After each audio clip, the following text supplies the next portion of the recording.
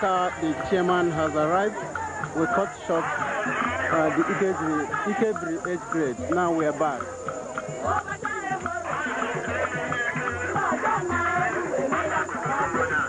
Members of Ijedima cultural dance.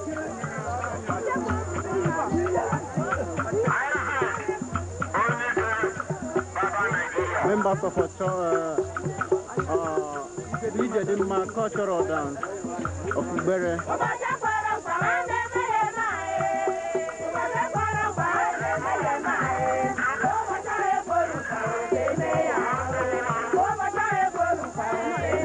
They were here in 1993 edition to make this occasion colorful. 1993 Ijedima is here again. Members of Ijedima cultural dance, we say you're welcome.